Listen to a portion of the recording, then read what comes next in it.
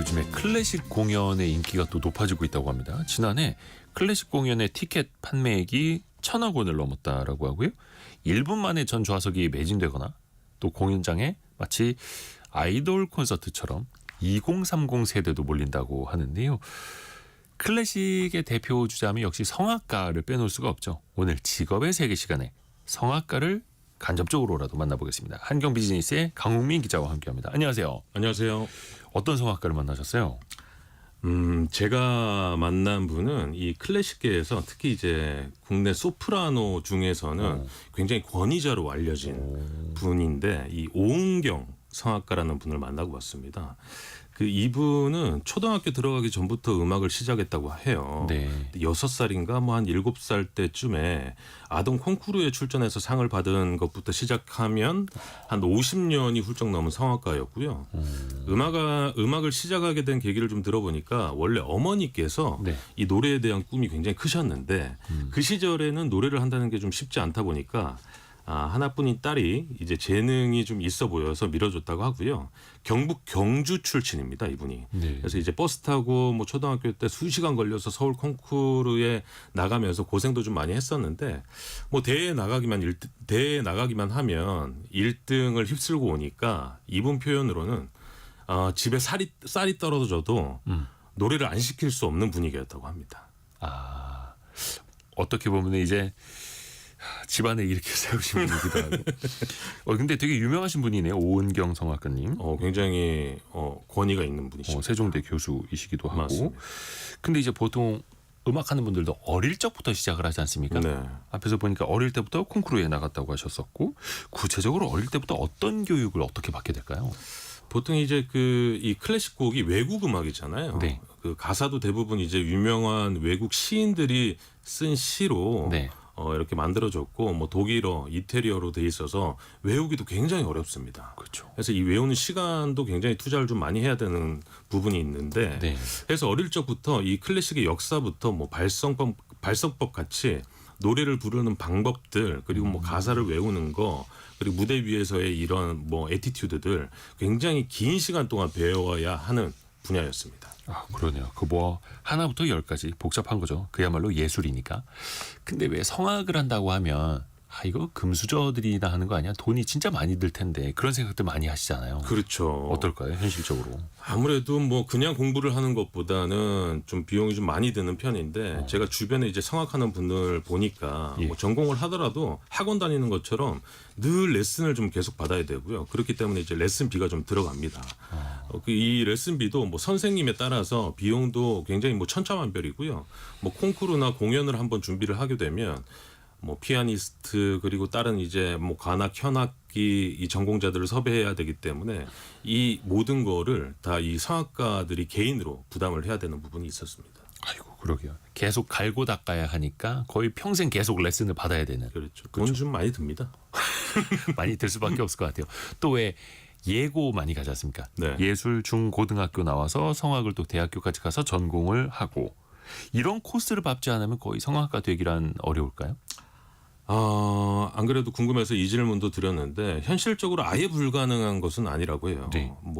그 굉장히 유명한 영국의 폴 포츠도 지금은 뭐 이제 파페라 가수로 좀 굉장히 활발한 활동을 하고 있지만 그 전까지는 뭐 휴대폰을 판매하는 판매원이었고 웹판원 많이 하다가 그렇죠. 근데 그 오디션 프로그램 딱 나와서 완전 글로벌 스타가 됐고 그러니까 그 전에는 이제 성악을 배운 적이 전혀 없다고 하는데 뭐 날 때부터 타고난 노래 실력이 있으면 가능은 하겠지만 아까도 좀 말씀드린 것처럼 노래만 잘한다고 되는 게 아니라 이 클래식의 인문학적 이론과 같이 이 클래식의 깊이를 뭐 독학으로 좀 알기는 좀 어려운 부분이거든요. 그래서 전공자들에게 좀 유리한 부분이 좀 있죠. 폴포츠 같은 사람은 진짜 뭐 전 세계에서 한두 명 어쩌다 1%죠. 어쩌다 나타나는 거고요. 그 왜 특히 이제 클래식 하시는 분들은 유학 많이 가시잖아요. 그렇죠. 독일, 오스트리아, 이탈리아 이런 데로. 이거는 어떻게 보면 필수 코스입니까? 최근까지만 해도 뭐 성악가로 살아남기 위해서 그리고 또 유지를 하기 위해서는 유학이 필수 코스였다고 합니다. 사실은. 네. 근데 이제 뭐 이 유학을 가서 클래식의 깊이를 알고 뭐 무대 경험 그리고 콩쿠르 출전을 위해서라도 뭐 이태리나 말씀하신 뭐 오스트리아 뭐 독일로 유학을 좀 많이 갔던 시절이 있긴 한데 네. 그때 당시에 그 유럽으로 가서 배웠던 이제 한국의 성악가들이 전문성을 배워서 이제 국내 음악 대학 뭐 대학에 있는 교수로 재직을 좀 많이 하고 있거든요.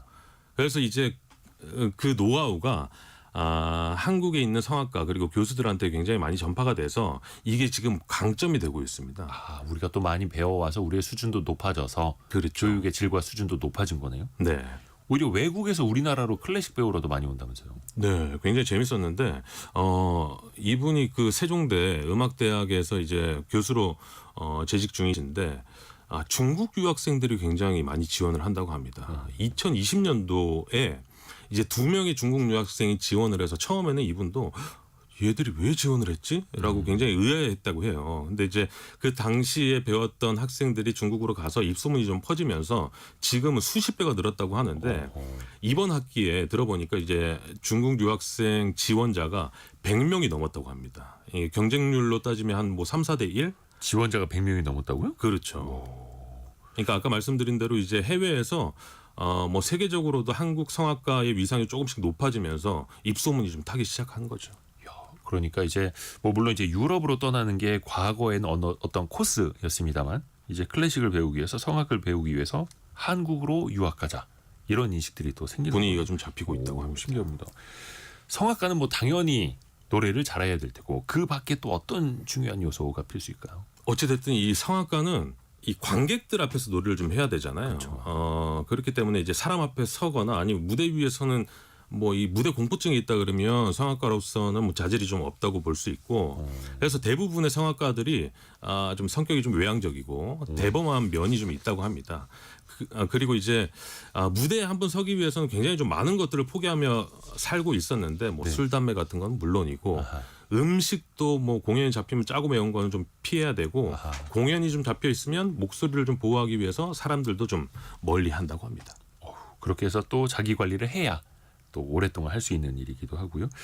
또 궁금한 게 그 성악가 같은 경우에는 과연 수입이 어느 정도일까? 왜냐면 어릴 때부터 많은 교육비로 이제 지출이 되기 때문에 네. 어떨까요?